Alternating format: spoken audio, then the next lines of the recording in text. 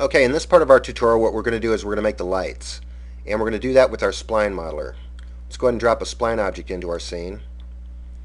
And let's draw an oval. And I have my grid turned on. Let's go ahead and push Shift Command C. I have the grid turned on, so my smallest circle will be 0.60. Let's go into Shape so we don't have to turn the grid off, and do 0.10, tab, 0.10, tab, and that's going to give us a real thin light string, actually. Now that we've done that, let's go into Geometry and Extrusion Preset. We're going to do Spiral, and make note of these values that I put in here, because you normally have to, if you don't get the result you want, you have to undo it and then start over again.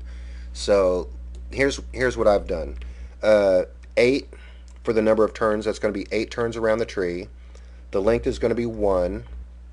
We're going to scale it so the length doesn't really matter. Distance to axis is 0.50. Or no, distance to axis is 0.50. Yep. And then the spiral, we're going to skip the cross section scaling, and our spiral scaling is going to be 25. That's going to give us a small bottom and a large top. 25% at the top. Pow. See that? Now, what I like to do is convert it to another modeler so that I can drape my lights over my branches if I want to do that. I won't do that in this, but you get the opportunity to do that if you convert it to the other modeler. So let's go ahead and convert it to another modeler, and we're going to do the Vertex modeler. And before you do anything, the fidelity when converting to facets, we're going to bring that to 25%. That's going to give us lower fidelity, but it's going to give us the opportunity to move vertices around without jacking the whole thing and then adding a lot of time to your draping process. So one cool thing about converting it to another modeler too, let's go ahead and select all and then push Shift R to rotate it, and let's rotate it on the x-axis 90 degrees. Enter, and now it's straight up and down. And see how it's on our, see how it pretty much circles our tree. Let's go to motion, put the object to hot point, and now let's push Shift K and select both objects, push Shift K, and we're going to make everything all centered. See that? Let's click out of here, click plant, bring it back down to the floor, and now our spline object we can just scale to the size of our tree. Push Shift S, scale, and you want to kind of have these on the outskirts because the representation you see here doesn't take account for the leaves. So scale it until you get to the size of your tree. Shift T. You got to do this a couple times, and let's see what we got. See how it looks like it's circling our tree? That's what we want. And what I was saying about draping the branches, you can jump in there and then move the vertices around if you want to kind of drape it over the branch. Now what we want to do is take a bulb, just a single bulb, and let's drop it out of our, so it doesn't show on our in our production frame, and let's make the range 2 feet, like a Christmas bulb would be. A little bit of range fall off wouldn't hurt. Yeah, let's bring that back in. Render. Yeah, and that's going to be the sphere around your tree. Let's go ahead and drop a surface replicator into our scene, and jump in here, and our source object is going to be our spline object, and we're going to add a bulb. And it's got 100 the number of objects is 100. You can only fit 64. Don't feel shy about minimizing your distance between the objects. 0.25 is cool. If you do that, push shuffle, and now 96 will fit, but yeah, you can get more on that if you just reduce your minimum distance. Oh, it's not the one. Oh, what'd I do?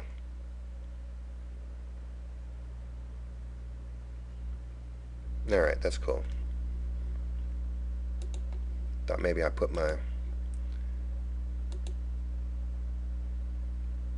bulb on the tree. I did put my bulb on the tree. Oh no, I didn't. Cool. Leave that there. Let's go ahead and select that. Shift S. Bring that down.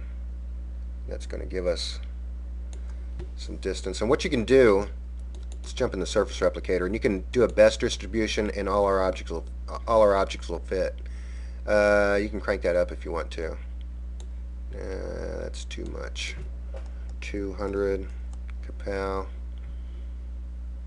Now let's see what we got. And there's going to be a little bit of render time.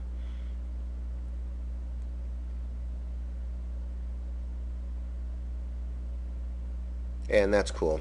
That's what we want. Now check this out. What you want to do is go ahead and make your spline object invisible. Spline object, go to General, Visible, and let's go over here and go into our effects and crank this up here. We're going to do a cross screen. Yikes, that's a lot. But look how pretty that is, huh? Let's go ahead and make our glow size about 5 and our star size about, let's crank this up. We'll make our glow just a little bit bigger than our star size. Branches is 4. That's cool. It's auto update, and you notice how the lights are around the tree here. Just do a quick render. Or actually, you can bypass that process by clicking the little camera and then clicking a small section of your screen. It takes a little bit of time to render. There you go. And you notice how the lights are around the tree? That's pretty much what we want. But what we can do, let's duplicate this, and let's go ahead and make that red, and then duplicate it again and make it green. And just to kind of reduce our render times, let's go ahead and select bulb only and only, and this is going to bring us to the end of the tutorial.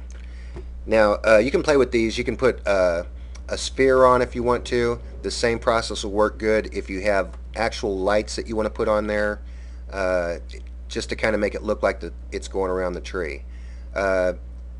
Always, play with your values and get the kind of results that you want.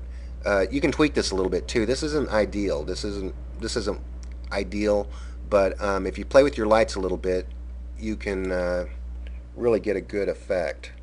So anyway, Merry Christmas, everybody. That's it for this time. I'm Cripe Man, and I'll talk to you again later.